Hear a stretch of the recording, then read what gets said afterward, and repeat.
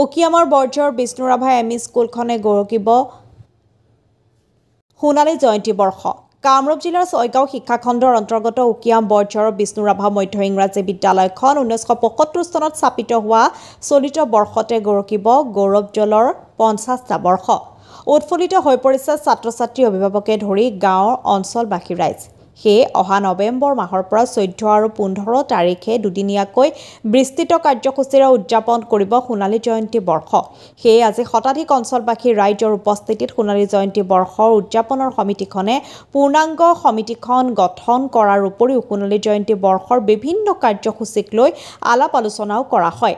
এই বিদ্যালয়ৰ প্ৰতিষ্ঠাপক শিক্ষক তথা অৱসৰপ্ৰাপ্ত কৃতি শিক্ষকৰ বঁটাপ্ৰাপ্ত বেণুধৰ ৰাভা, কাৰ্যকৰী সভাপতি অৱসৰপ্ৰাপ্ত শিক্ষক কৈফৰাম ৰাভা, বিদ্যালয়খনৰ ভাৰপ্ৰাপ্ত প্ৰধান শিক্ষক নীৰেণ কুমাৰ বড়োৱে জনোৱা অনুসৰি সোণালী জয়ন্তী বৰ্ষৰ দুদিনীয়াকৈ হ'ব লগা কেইবাটাও কাৰ্যসূচীৰ আধাৰত সাংস্কৃতিক শোভাযাত্ৰাৰ লগতে নাচ, গান, গীত মাতেৰে জীপাল হৈ পৰিব সাংস্কৃতিক অনুষ্ঠান।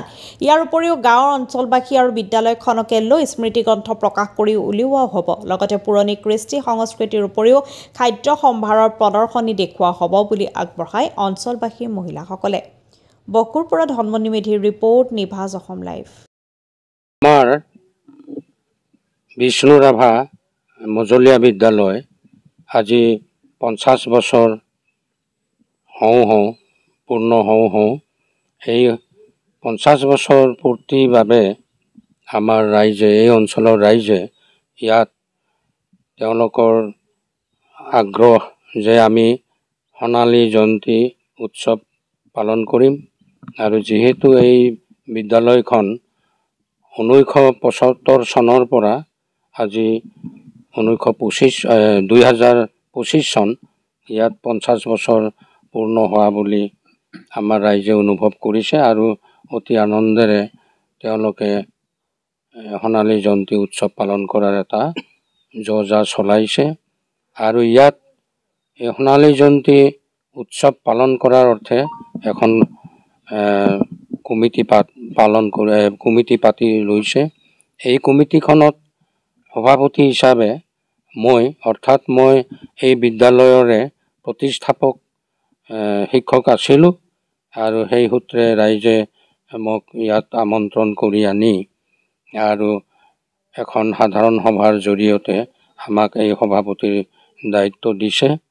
গতিকে আৰু আমাৰ লগত আছে এই বিদ্যালয়ৰে অৱসৰপ্ৰাপ্ত শিক্ষক কৈফাৰাম ৰাভা মোৰ লগত আছে আৰু আমাৰ প্ৰধান শিক্ষক নীৰেণ বড়ো ডাঙৰীয়া আছে আৰু ঠিক সেনেকৈ হৰেশ্বৰ বড়ো ডাঙৰীয়া ইয়াৰ অৱসৰপ্ৰাপ্ত প্ৰধান শিক্ষক, তেওঁ আছিলে সেই সাধাৰণ সভাত। গতিকে এনেকৈ আমাৰ এই সোণালী জয়ন্তী উৎসৱ পালন কৰাৰ অৰ্থে ৰাইজৰ উৎসাহ উদ্দীপনাৰে এই কমিটিখন গঠন কৰিছে।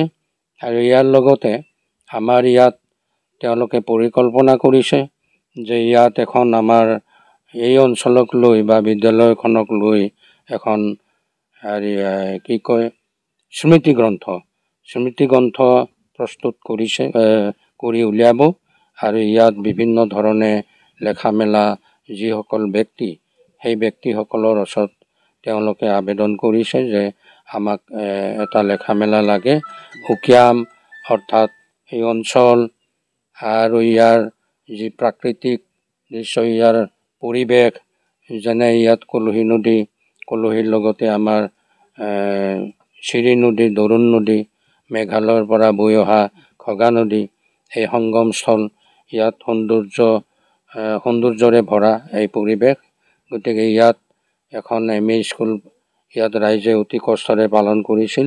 আজি আকৌ তাৰে 50 বছৰ পূৰ্তি উপলক্ষে সোণালী জয়ন্তী উৎসৱ পালন কৰিব। ইয়াৰ লগতে আমি অলপ উৎসাহিত হৈছোঁ যে ইয়াৰ মহিলা সমিতি বা আইসকলেও আৰু পুৰুষসকলেও ইয়াৰ লগতে এখনি প্ৰদৰ্শনী তেওঁলোকে পাতিব বুলি কথা দিছে। আৰু এই প্ৰদৰ্শনীত ইয়াৰ যি কৃষ্টি সংস্কৃতি বা ইয়াৰ যি সামাজিক ব্যৱস্থা আছে।